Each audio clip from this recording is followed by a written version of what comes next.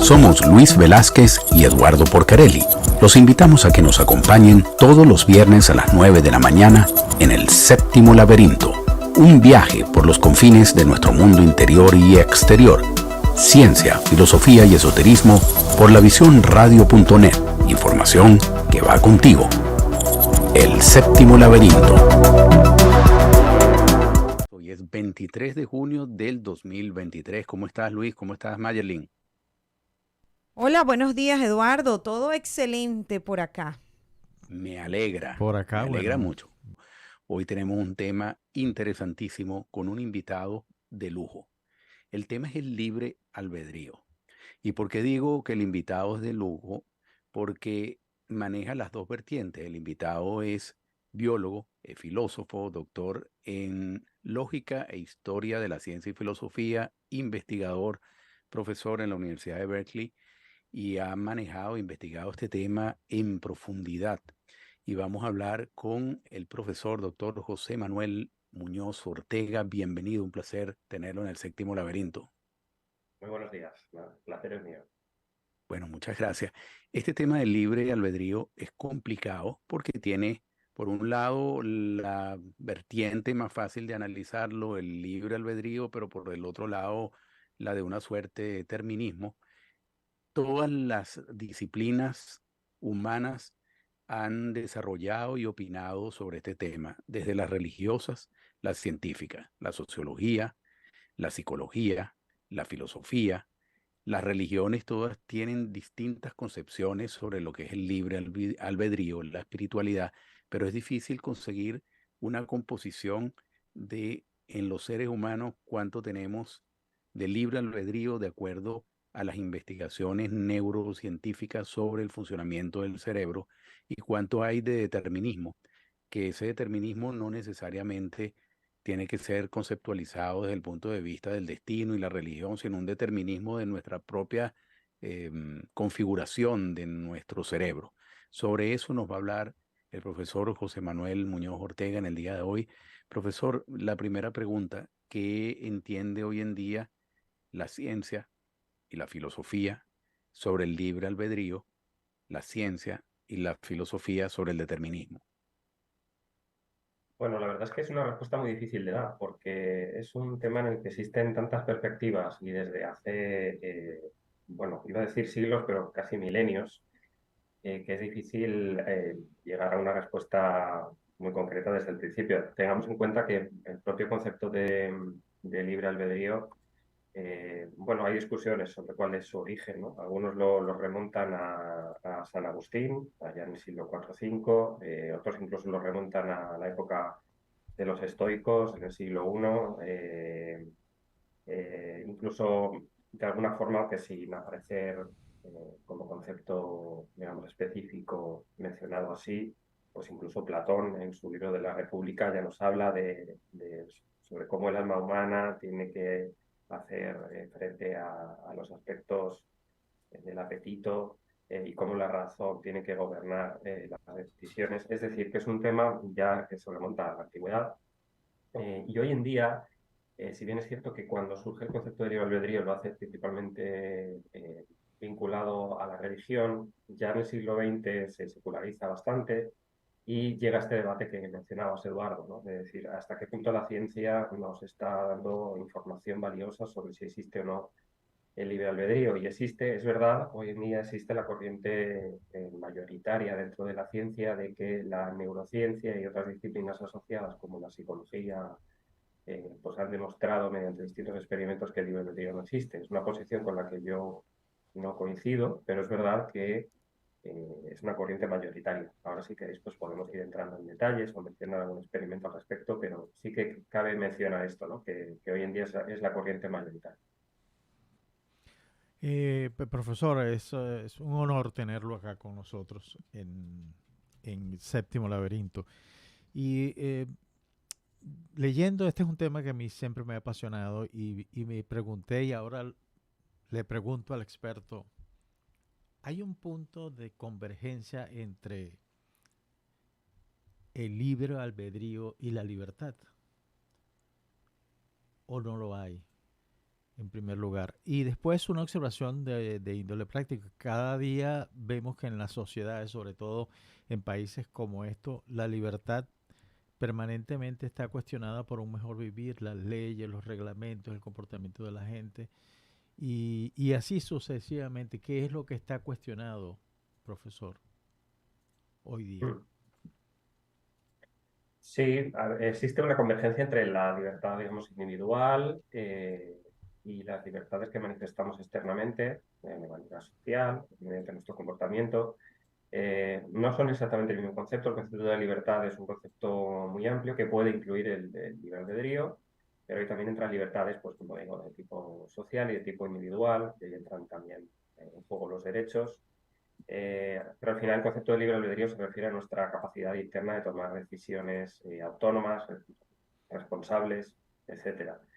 ¿Qué está en juego? La verdad es que hoy en día con el acceso que tenemos a tantas plataformas digitales, a veces a tanta sobreinformación que nos llega en apenas minutos, muchas veces de forma contradictoria, etcétera, estamos muy condicionados desde el punto de vista psicológico, lo cual no quiere decir que nos prive de toda la libertad que tenemos, pero es verdad que probablemente en la historia de la humanidad nunca hemos tenido este reto, ¿no? De manejar tanta información, a veces de forma tan contradictoria y tan abrumadora, y tener que gestionarla para tomar decisiones o para tomar posiciones sobre las noticias que van surgiendo. Entonces, sí, es todo un reto, desde luego. ¿Y cuál es el papel del inconsciente, de las Mm. investigaciones que se han hecho sobre el inconsciente en este tema del libre albedrío? Bien, en realidad el papel del inconsciente es decisivo en estos experimentos. Los experimentos más famosos al respecto son los experimentos de Benjamin Libet y su equipo, que bueno, surgieron hace décadas y que, bueno, pues, según estos experimentos, parece ser que el inconsciente, digamos, veámoslo así, según estos experimentos, existe una zona del cerebro que se activa, digamos, antes de que el propio individuo sea consciente de que va a tomar una decisión. ¿Cuál es el problema de estos experimentos? Pues que la gente concluye que el inconsciente toma las decisiones antes que nuestra parte consciente. Sin embargo, eh, son experimentos realizados con movimientos muy sencillos de la muñeca, de los dedos, del dedo pulgar. Además tienen un diseño experimental bastante complejo que requiere que los objetos de la experimentación estén pendientes de muchas cosas al mismo tiempo, están condicionados muchas veces a mover eh, los miembros, como digo, a mover la muñeca, a mover los dedos de una forma que hace que sea difícil extrapolarlo a decisiones más complejas. Es decir, no podemos tomar la conclusión de que porque yo manejo de manera inconsciente una muñeca, todas las decisiones que tomo en mi vida son inconscientes. No tiene nada que ver manejar una muñeca, que es un movimiento más o menos automático, con tomar decisiones importantes en mi vida, como puedan ser, pues para cada persona puede ser diferente, pero puede ser, por ejemplo, si me voy a casar con una persona, si voy a tener hijos, yo qué sé, a qué partido voy a votar en las próximas elecciones. Decisiones que todo el mundo solemos tomar con cierta deliberación, que nos tomamos nuestro tiempo, que no son decisiones instantáneas. Entonces no es extrapolable un movimiento de la muñeca con decisiones más importantes desde el punto de vista moral, ético y en la historia de vida de una persona. Por eso digo que soy crítico con estas posturas que dicen que la neurociencia ha descartado la existencia del libre albedrío. No estoy de acuerdo. En el caso del mundo inconsciente, pues yo lo veo de alguna manera como una computadora que estamos alimentando de información. Es decir, el individuo está en contacto con su entorno social, su cerebro se va alimentando de una información, de estímulos externos, y todo eso queda como una suerte de disco duro. Hagamos el paralelismo que ese disco duro es el inconsciente y cuando el individuo requiere buscar alguna información, la saca de todo ese mundo infinitamente grande que es el del subconsciente. ¿Hay algún sentido en decir que el libre albedrío está determinado por toda esa información con la cual el sujeto, el ser humano, se ha estado alimentando desde que vino al mundo con todos estos estímulos sociales, etcétera. Mm. Hay sentido y por eso muchos sostienen que no somos libres, ¿no? Que todo estaría basado en nuestras decisiones inconscientes, pero hay que tener en cuenta que también muchas veces la manera en que nosotros percibimos la información o decidimos almacenarla en nuestra memoria ya presupone una decisión. La manera en que yo interpreto los hechos ya es una decisión que queda, digamos, almacenada en mi memoria. Y otra cosa muy importante es que el hecho de acudir a nuestro inconsciente y que el inconsciente muchas veces haga que sean más efectivas nuestras decisiones, no quiere decir que no sean libres.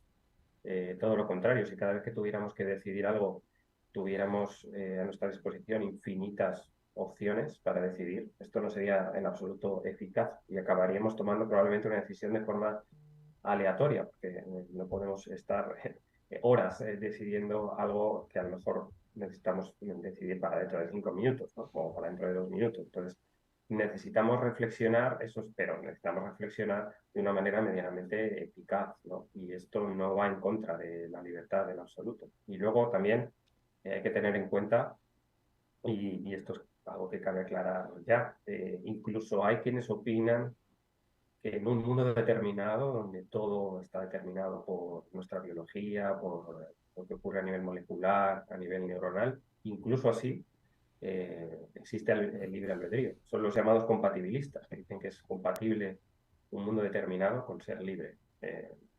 Otra posición que es más conocida, digamos, por el gran público es lo que llamamos el libertarismo, que nos dice que solamente se puede ser libre en un mundo donde existen indeterminaciones. Entonces, como veis, es un tema muy complejo, ahí donde hay muchas posiciones contrapuestas. Sí, sí, definitivamente, porque si yo me pongo en los zapatos de alguien que tiene que tomar una decisión. eh, este, Difícilmente se va a pasear siento como que si fueran etapas, la libertad como la capacidad de usar correctamente el libre albedrío, pero para elegir bien. Pero la cosa como en la realidad como que no se pinta así. Y esa es mi gran duda. Y la otra cosa es que leyendo sobre el tema del albedrío y la teología, se me creó también un problema importante que tiene que ver cómo conciliar, por ejemplo, el albedrío del ser humano con la omnipotencia, por ejemplo. Uh -huh. Sí, sí, la cuestión del libre albedrío en el ámbito teológico no es, digamos, mi ámbito de especialidad, pero es verdad que es un tema complejo porque, sobre todo si entendemos la divinidad de un punto de vista cristiano, una divinidad omnipotente que todo lo sabe, pero que al mismo tiempo deja libres las decisiones para las personas, a veces es difícil conjugar ambas cosas, ¿no? ¿Cómo es posible que un Dios que sepa lo que va a pasar dentro de un año, ¿no? Al mismo tiempo esté respetando la libertad de decisión de las personas y en un mundo indeterminado, ¿no? Si está indeterminado, ¿cómo puede ser que eso sea así, ¿no? Bueno, es un tema también que se ha debatido mucho desde la época de los escolásticos, desde el medievo. Eh, yo personalmente, como digo, no es mi especialidad, pero me atrevo a decir que no lo veo tan incompatible. Yo creo que al final, cuando hablamos de una divinidad, estamos hablando de un ente que escapa a las leyes naturales y, ¿por qué no va a ser posible que al mismo tiempo que está respetando las decisiones en el momento actual de las personas y está dejando que tomen decisiones libres, al mismo tiempo sepa qué decisiones van a tomar? El hecho de que sepa qué decisiones van a tomar no quiere decir que esté estas decisiones determinadas. Pero como digo, ahí ya se escapa un poco de mi ámbito de especialización. eh, y no me atrevería a ir más allá, ¿no? Simplemente es una opinión como la que pueda dar cualquier otro. Yo estoy de acuerdo con su opinión, pienso que por ahí van los tiros, como decimos. También en este tema ha entrado la cuántica, sobre el tema del libre albedrío, determinismo, cuántica, cómo vincular estos tres temas. Mm. Sí, en la interpretación, digamos, más corriente o más, sí, la principal interpretación de la mecánica cuántica, que es lo que llamamos la interpretación de Copenhague, existen indeterminaciones a nivel cuántico que son indeterminaciones que llamamos de tipo ontológico, es decir, forman parte de la propia esencia de la realidad, no es una indeterminación que se deba a cómo nosotros estamos estudiando el mundo o interpretando el mundo, sino que realmente hay un mundo indeterminado a escala ultramicroscópica, ¿no? Entonces esto es curioso porque ha sido utilizado por distintos partidarios dentro del debate del libre albedrío de maneras totalmente contrapuestas. Hay quienes dicen que estas indeterminaciones cuánticas pueden ser la fuente de las indeterminaciones que luego podemos utilizar para tomar decisiones libres, y los hay quienes opinan al contrario, ¿no? Que esto realmente es una fuente de pura aleatoriedad, de puro azar, y que por lo tanto no podemos ser libres en un mundo que está indeterminado y que no depende de nosotros, porque todo ocurre, como digo, de manera aleatoria a escala cuántica. Entonces, de nuevo aquí vemos la complejidad y las posiciones contrapuestas, incluso cuando hablamos de cuántica. Profesor, hay un tema que quizás por mi desconocimiento profundo de esto que estamos hablando, pero ¿dónde queda la voluntad en todo esto? Sí, ¿dónde queda la voluntad? Bueno, la Así voluntad es. debería ser la que gobernara las decisiones, ¿no? Volvamos al ejemplo un poco de la cuántica anterior. La cuántica puede ser una fuente de indeterminaciones que en un momento determinado, digamos que se pueden ir filtrando, pueden ir subiendo en la escala, ¿no? Escala celular, escala orgánica, escala del cerebro. Y bueno, pues imaginemos que estas indeterminaciones cuánticas nos pueden dar distintas soluciones o distintas opciones sobre las cuales elegir. A ese nivel, la voluntad, o si queremos llamarlo la razón, debe gobernar las decisiones, y puede ser como, digamos, el CEO, ¿no? O el jefe de la oficina que toma las decisiones al nivel más alto. Digamos que su papel es el de gobernar las decisiones. Entonces, eh, el hecho de que a escala cuántica hay indeterminaciones, pues no quiere decir que a una escala superior estas decisiones no estén gobernadas de una manera racional y autónoma. Si no son, por lo menos desde mi punto de vista, no son cosas incompatibles, ¿no? Pero bueno, habría que te diría totalmente lo contrario. Una duda que tengo, estrictamente en el mundo científico, digamos la neurociencia, las posiciones están divididas entre atribuir al individuo un espacio grande para el libre albedrío y otras opiniones, un espacio muy reducido. ¿Por dónde van las tendencias? Digamos, hay más científicos que opinan que el libre albedrío prácticamente es una imaginación, o cada vez hay más evidencia que para la neurociencia que el sujeto, el ser humano, tiene amplios espacios para ejercer su libre albedrío. Yo quisiera agregarle algo porque justamente en este tema es importante. Estamos hablando de quién domina el libre albedrío. Hay señales cerebrales, realmente existe un cerebro consciente y otro que es inconsciente. Es decir, el cerebro maneja el libre albedrío. Bien, a ver, son dos preguntas que están relacionadas, pero se pueden contestar desde ángulos distintos. Respecto a lo que decías, Eduardo, bien, una cosa que hay que tener muy en mente es que el debate sobre el concepto de libre albedrío es principalmente un debate filosófico. Es decir, es un concepto filosófico que se debate utilizando argumentación filosófica. Eso sí, la ciencia puede informarnos, ¿no? Puede darnos experimentos muy interesantes que podemos interpretar y introducir dentro de este contexto, de este debate filosófico. Pero la ciencia en sí misma, por sí sola, sin una reflexión, digamos, racional y filosófica, no puede aclarar el concepto de libre albedrío, porque para empezar tiene que partir de un determinado concepto o posición dentro del debate sobre el libre albedrío. Y ahí, era lo que me preguntabas, pues existen cuatro posiciones principales hoy en día. En realidad existen más, pero las más importantes son cuatro, que pueden clasificarse de la siguiente forma. La primera es lo que llamamos el compatibilismo, que he mencionado antes. Los compatibilistas nos dicen que podemos ser libres incluso en un mundo completamente determinado. Y luego hay el movimiento llamado incompatibilista, que nos dice lo contrario, ¿no? Que en un mundo que existe un mundo indeterminado que no es compatible con la libertad. Pero dentro de ese movimiento hay tres posiciones. O sea, esto es extremadamente complejo, ¿no? No quiero aburrir No, a no, la, en lo absoluto. a la audiencia, No, pero resumiendo mucho, digamos que dentro de los incompatibilistas existen tres movimientos, ¿no? Unos son los libertaristas, que nos dicen que somos libres en un mundo indeterminado. Luego están los deterministas duros, llamados así, porque dicen que es incompatible ser libre con el determinismo, pero que vivimos en un mundo determinado, por lo tanto no somos libres. Incluso hay quienes dicen que no somos libres en ninguno de los mundos posibles, ni en un mundo determinado, porque todo estaría determinado por las leyes de la física, por las moléculas, etcétera, y tampoco en un mundo indeterminado, porque las indeterminaciones suponen aleatoriedad y azar, por lo tanto da igual en qué mundo vivamos, que no seríamos libres, ¿no? Estos son los llamados incompatibilistas duros. Entonces, como veis, es un debate extremadamente complejo. Y yendo a la cuestión de si el cerebro gobierna las decisiones.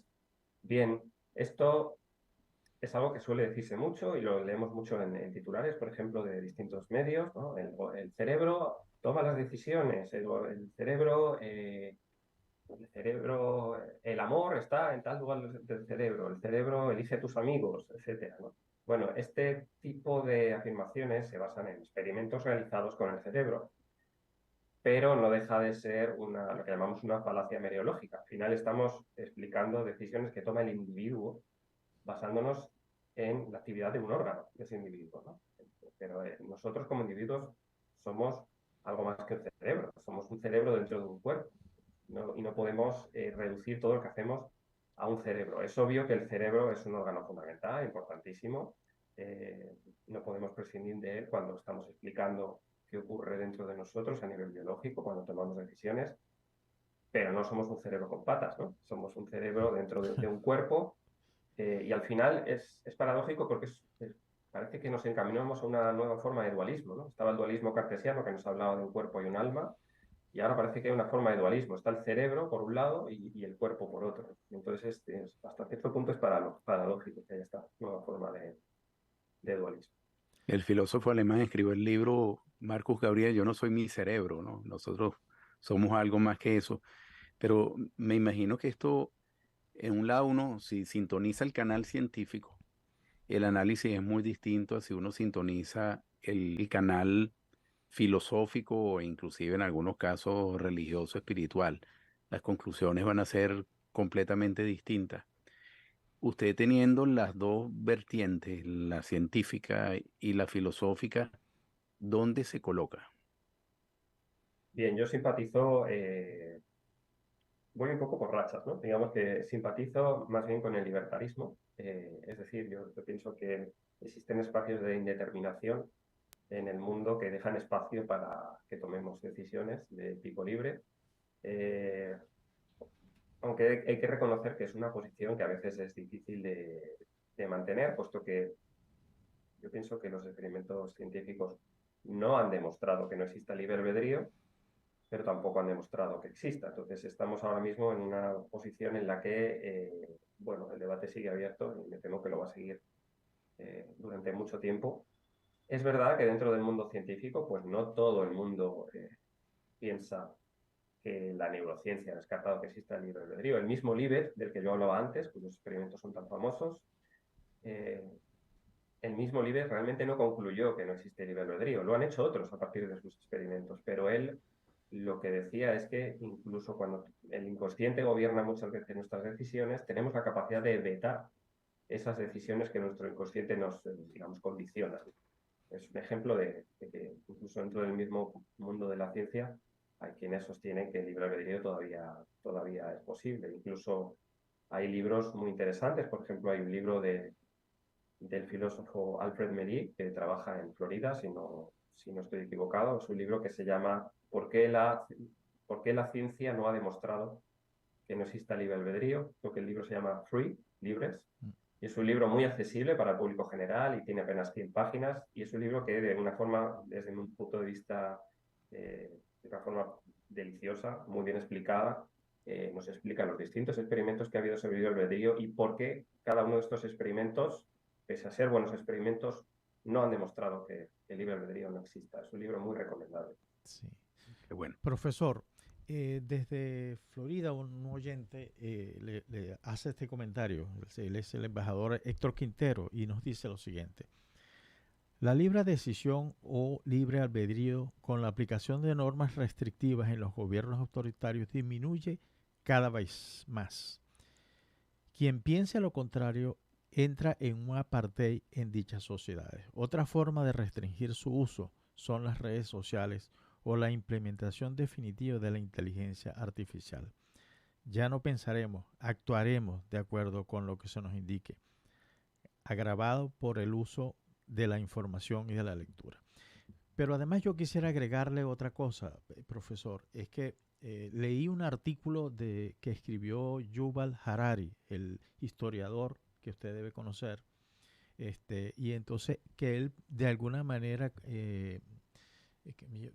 habla de la posibilidad de que el libre albedrío pueda ser hackeado. Sí, yo creo que, bien, aquí hay que distinguir dos cosas, ¿no? Hay que distinguir lo que es nuestra capacidad para tomar decisiones autónomas o nuestro libre albedrío, digamos que es algo interno, es individual, y otra, la forma en que nosotros podemos ejercerla, manifestarla en sociedad, ¿no? Entonces, yo incluso podría estar encerrado dentro de una prisión y totalmente amordazado sin poder decir lo que pienso, que aún así podría tener mi libre albedrío porque yo todavía tengo la capacidad para pensar y decidir lo que quiero hacer. Otra cosa es que no se me permita manifestarlo de forma externa. Entonces, hay que distinguir bien, ¿no? El libre albedrío, que es una capacidad, digamos, una habilidad propia del individuo y que en principio nadie podría quitarnos, digo en principio, ahora diré por qué. Y otra es nuestra capacidad para ejercer esa libertad, digamos, de manera externa, ¿no? Ahora bien, es verdad que vivimos muy condicionados, en esto estoy totalmente de acuerdo con el oyente, me parece que ha sido una observación muy interesante. Cada vez lo estamos más, como decía antes, estamos sobresaturados de información, dependiendo de qué países vivamos, pues desgraciadamente las libertades están muy erosionadas, la libertad de expresión, la libertad de prensa, muchas otras. Y además, incluso viviendo en una democracia, digamos, plena, pues tenemos pues este advenimiento de las nuevas tecnologías que plantean un nuevo reto, pues sin ir más lejos, el uso de los smartphones, de las plataformas digitales, debemos tener en cuenta, no hay que ser inocentes, esto hay que decirlo claramente, ¿no? Están diseñados de una forma que alimentan nuestros circuitos de la recompensa, esto es algo que está estudiadísimo, son circuitos como los que podemos pensar que se activan cuando alguien va al casino, por ejemplo, a jugar.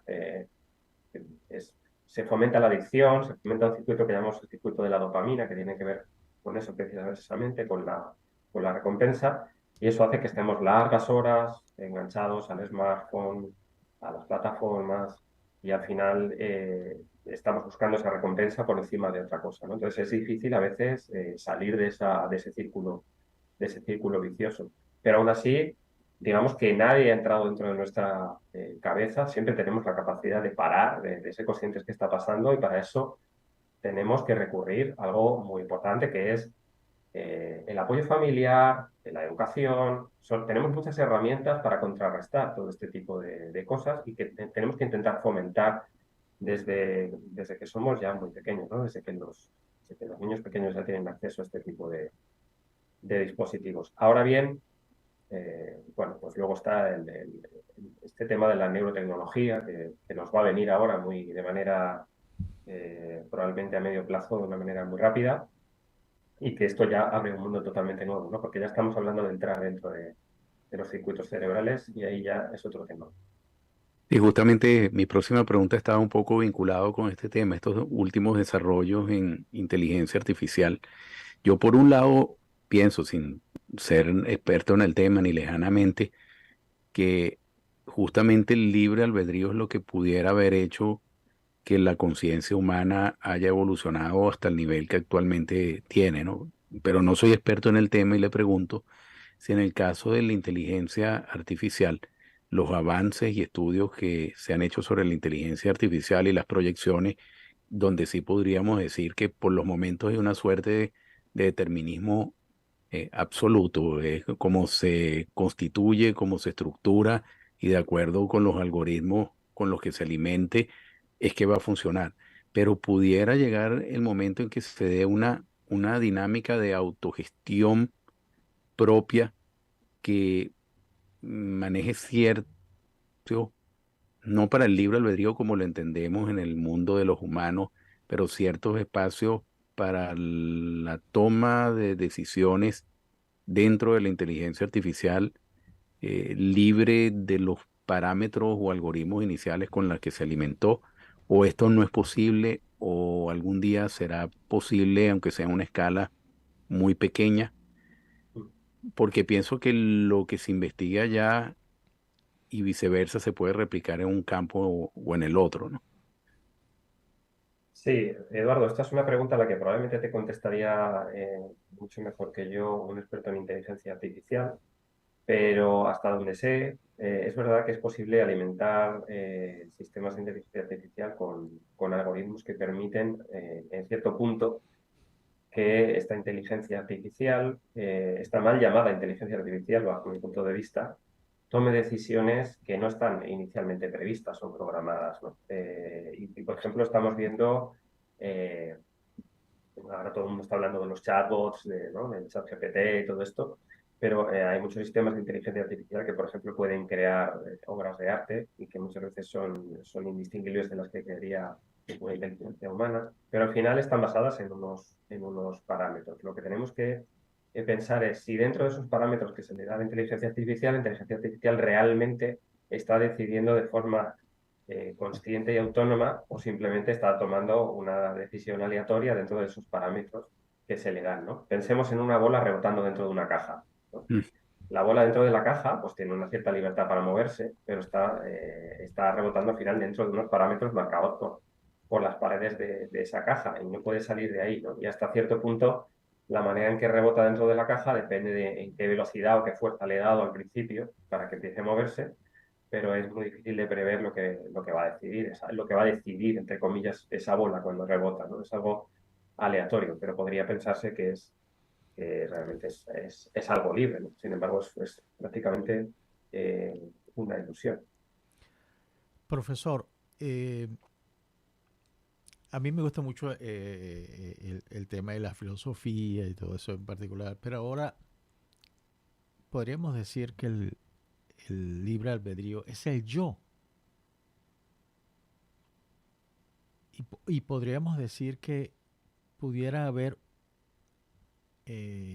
como consecuencia de todo ese cerco que tiene el ser humano hoy día, internet, redes sociales, prensa, noticias, en fin, que hay una crisis del libre albedrío. Bien, yo no me atrevería a decir que el libre albedrío es lo mismo que el yo, que yo creo que el yo, la identidad personal, sí, está alimentada de las decisiones que tomamos, pero también es nuestras emociones, son los acontecimientos que nos han pasado en la vida y que no han dependido de nosotros también, son también decisiones de otros que de alguna manera han impactado en nosotros. Eh, Son sentimientos que muchas veces son difíciles de controlar de una manera racional o con la voluntad. Es decir, yo creo que el yo o la identidad se alimenta de todo eso, ¿no? Se alimenta de todo lo que nos ha pasado en la vida, aunque es verdad que muchas de las cosas que nos pasan en la vida están basadas en nuestra voluntad, en nuestras decisiones y son decisivas para que nosotros entendamos lo que somos. Entonces, bueno, el libre albedrío desde ese punto de vista es muy importante para entender lo que es el yo. Y la manera, yendo un poco a la segunda parte de tu cuestión, la manera en que estamos condicionados, esto me recuerda mucho a, bueno, unos famosos experimentos que se hizo ya en el siglo pasado. eh, por ejemplo, en los años 70, un experimento muy famoso que es el experimento de Philip Zimbardo, que se llamó el experimento de la prisión de Stanford, porque se realizó en la Universidad de Stanford, en California, con alumnos de esta universidad a los que se les asignó distintos roles. A unos se les decía que tenían que hacer de prisioneros y otros tenían que hacer de guardias, ¿no? Entonces, todas las condiciones de una prisión se simularon de una manera tan realista que cuando pasaron varios días, los distintos roles, las personas ejerciendo los distintos roles, se creyeron tanto que estaban dentro de esos papeles que empezaron a comportarse como tales, ¿no? Incluso llegaron a abusos, ¿no? Los supuestos guardias empezaron a cometer abusos verbales y físicos contra los supuestos prisioneros, y los prisioneros se creyeron tanto su papel que realmente se victimizaron, empezaron a llorar, se sintieron acosados, etcétera, ¿no? Y hay otros Interesante. experimentos muy conocidos también, que son los experimentos de Stanley Milgram, que son incluso anteriores, que son parecidos, pero son con descargas eléctricas, porque se pidió a ciertos participantes del estudio que cuando quisieran dieran descargas eléctricas a unos participantes que estaban en la habitación de al lado. Y lo curioso de este experimento es que no tuvieron ningún reparo, muchos de ellos, en ejercer descargas eléctricas que supuestamente hacían sufrir a los de la habitación de al lado. Por supuesto, todo eran grabaciones, pero los que ejercían las descargas eléctricas no lo sabían y no tuvieron problema en hacerlas. Entonces, ¿por qué estoy mencionando estos experimentos? Porque nos hablan de un argumento que se suele llamar el situacionista, ¿no? Es decir, las situaciones en las que vivimos o las órdenes que recibimos o la manera en que estamos condicionados hace que no tengamos libertad, ¿no? Todo está determinado por la situación en la que estamos y, bueno, hay que tener cuidado, ¿no? Porque llevado al extremo, al final, esto es lo que muchos que están bajo juicio argumentan, ¿no? Yo solo recibía órdenes, por ejemplo. Incluso los prisioneros nazis en los juicios de Nuremberg decían esto, ¿no? ¿no? Yo es que solo recibía órdenes de Hitler y tal. Bueno, hay que tener en cuenta que al final obedecer órdenes también es una decisión nuestra. Y Es de hecho, verdad. en estos experimentos que acabo de mencionar, muchos sujetos no obedecieron órdenes. Es verdad que muchos lo hicieron, pero muchos otros no. Entonces siempre hay un espacio para decir, hasta aquí, yo esto no lo voy a permitir, ¿no? Y con lo que nos pasa en esta sociedad actual es exactamente igual. No podemos dejarnos llevar hasta el punto de decir, bueno, todo bien externamente, ¿no? No, nosotros tenemos que saber o tenemos que intentar saber cuándo parar, ¿no? Eso me lleva inmediatamente al próximo tema. Bueno, yo invito a los oyentes que revisen la página jmmunoz.com, donde están los artículos, reseñas de libros, trabajos en congreso del invitado de hoy. Ahí hay un artículo que se llama ¿Qué puede hacer la neurociencia y qué no para prevenir el crimen? Bajo esta misma premisa de lo que acabamos de conversar, ¿qué puede hacer la neurociencia y qué no para prevenir el crimen?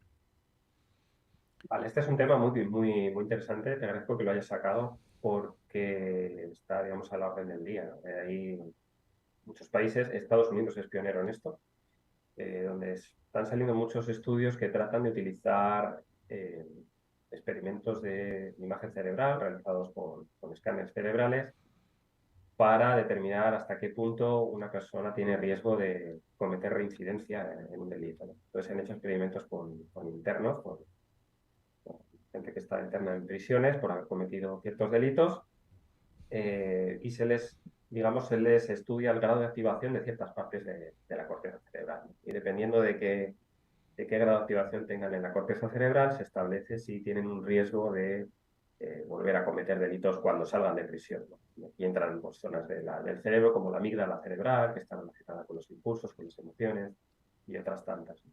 Entonces, bueno, estos experimentos lo que nos dicen es que la activación de estas zonas cerebrales hasta cierto punto nos puede indicar un riesgo de delitos futuros. ¿Cuál es el problema con este tipo de estudios? Bueno, pues el problema es que al final están tomando decisiones eh, en lugar de estos internos. Es decir, bueno, como usted tiene un riesgo de delito en el futuro, según nuestros estudios cerebrales, usted se tiene que quedar en prisión más tiempo del que estaba establecido, ¿no?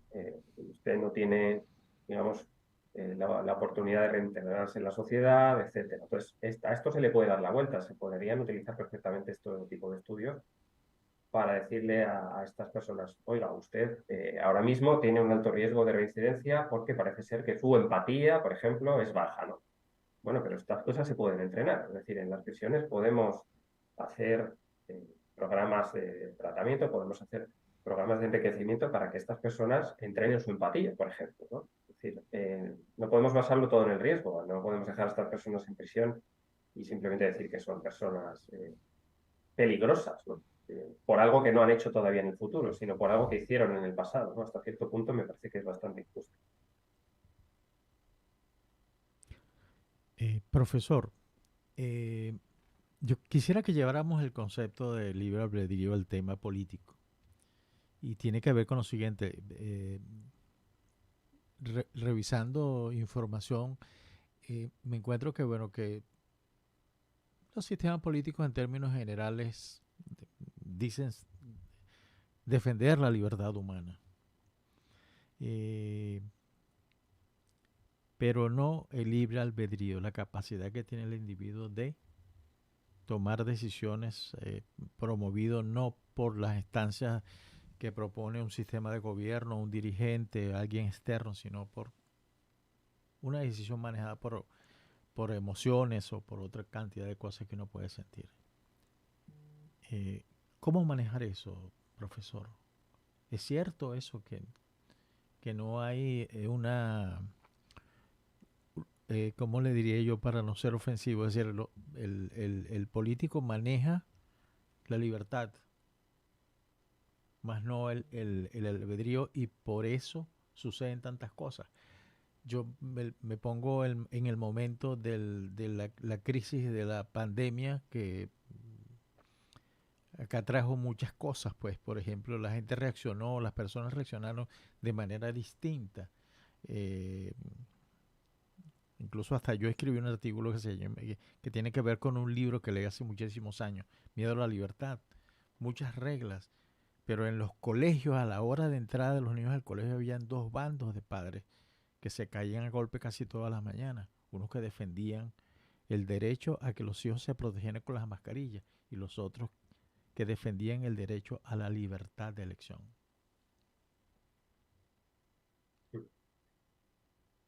Sí, es un tema muy complicado y justamente el tema de la pandemia en concreto más aún, ¿no? Porque entraron en juego digamos, yo creo que hubo ahí muchos conflictos de derechos, que llamamos, ¿no?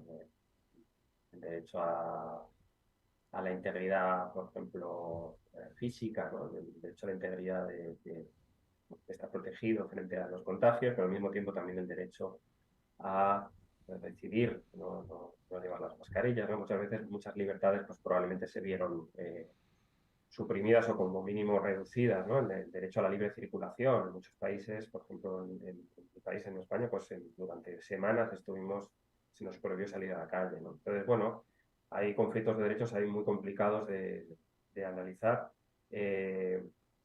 Yo creo que los políticos, y yo creo que más en estos últimos tiempos, ¿no? En estos últimos años, pues han recurrido mucho a las emociones. Es algo que siempre se ha hecho. O sea, la retórica no la voy a inventar yo ahora, ¿no? La retórica siempre ha apelado a las emociones, pero yo creo que ahora, más que nunca, se está apelando a la emoción, ¿no? A lo visceral, ¿no? Por encima de lo racional. Y yo no soy quien está en contra de las emociones, tampoco hay que llevarlo todo al puro raciocinio. Las emociones deben cumplir un papel y muchas veces ayudan a tomar decisiones, pero tomarlo todo basándonos en emociones sin pararnos a pensar qué estamos haciendo, pues es muy peligroso, ¿no? Y nos puede abocar a un mundo realmente caótico. Entonces yo creo que muchas veces, apelando a estas emociones, los políticos piensan en el corto plazo, en cómo eso les va a beneficiar en términos de votos, y de alzarlos al poder, pero claro, no son conscientes, o si lo son, les da igual, de que esto es una dinámica muy peligrosa. Bueno, en el propio Estados Unidos lo hemos visto en los últimos tiempos, con un montón de conflictos que ha habido. Es decir, bueno, es algo que no está exento, ni siquiera las democracias más asentadas y más fuertes del mundo están libres de esto. Entonces es una situación compleja la que vivimos actualmente, sin duda. Profesor, en toda esta área de estudio, desde el punto de vista de la neurociencia, ¿cuáles son las áreas grises que están determinadas como grises en cuanto a la investigación del papel del libre albedrío y del determinismo en todo este tema de las decisiones? Me imagino que hay áreas de investigación que están más o menos superadas, pero áreas de investigación que me imagino deben ser la mayoría, las áreas grises, donde falta todavía mucho por investigar, donde quizás los diseños experimentales son prácticamente inaplicables para obtener resultados, donde quizás nunca van a haber respuestas. ¿Cuáles son esas áreas grises? Pues yo te diría que serían principalmente dos.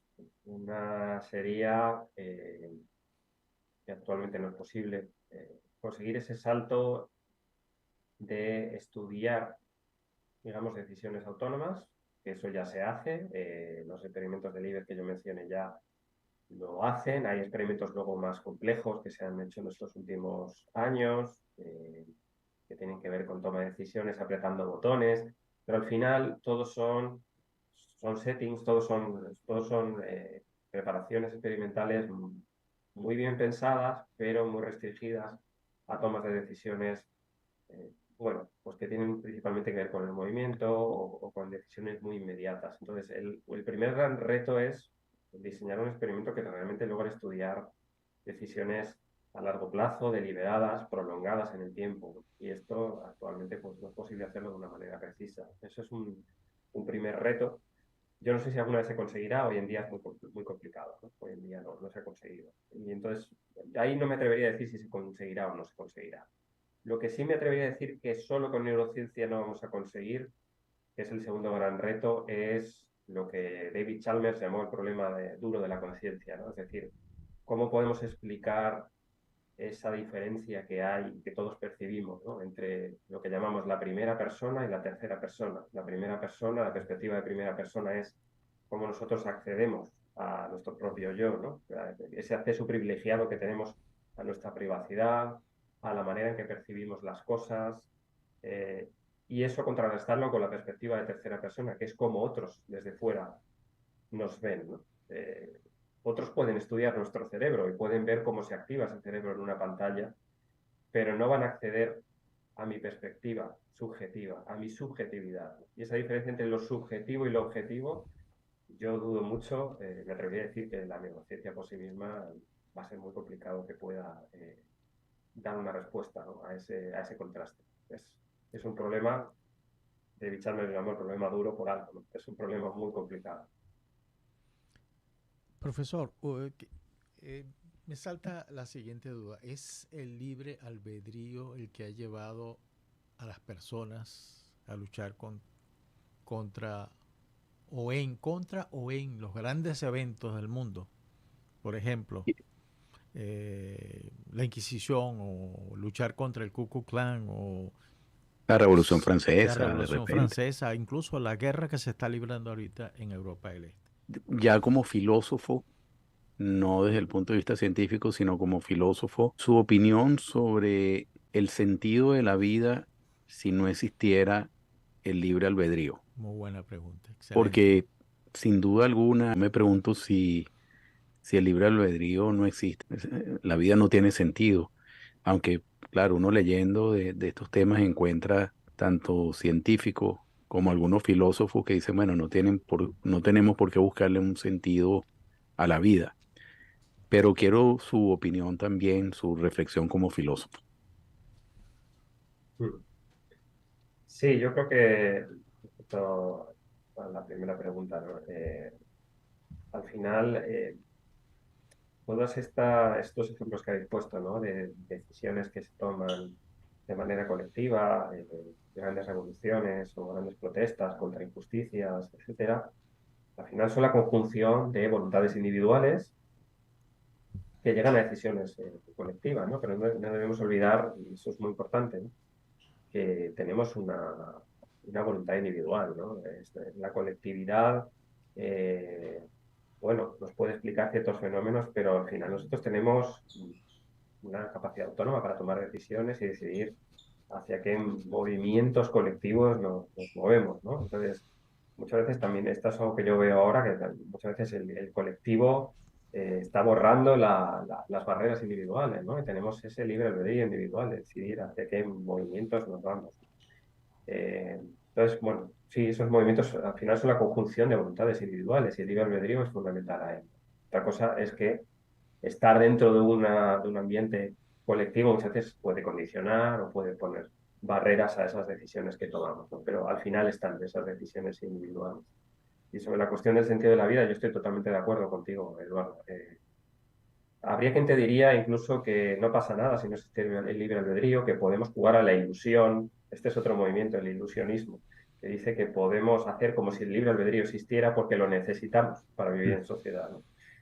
Pero bueno, hasta cierto punto me parece una posición un tanto cínica. Entonces, yo creo que sí, libre albedrío es difícil entender también, ¿no? Darle sentido a la vida. Y tampoco estoy de acuerdo con estos filósofos que sostienen que no necesitamos tener un sentido. El ser humano, y hay estudios desde la propia psicología que lo demuestran, ¿no? El ser humano necesita tener un sentido. Las personas necesitamos encontrar un sentido para nuestra vida. Necesitamos objetivos, sentido. Si no, muchas personas cuando no encuentran sentido caen en enfermedades mentales, en depresión, en tristeza. Necesitamos el sentido. Magnífico, profesor. Lamentablemente llegamos al final de la entrevista, el tirano tiempo siempre detrás de nosotros, Y pero ha sido un honor y un Sí. placer haber aprendido de usted en el día de hoy. Invito a nuestros oyentes a que revisen de nuevo su página JM Munoz. Ahí encontrarán artículos y reflexiones sobre este importante tema. Muchas gracias. Muchas gracias, Mayerlin. Muchas gracias, Luis. Muchísimas gracias y ha sido un placer. He disfrutado mucho. Muchas gracias. Los esperamos la próxima semana en el séptimo laberinto. Feliz día.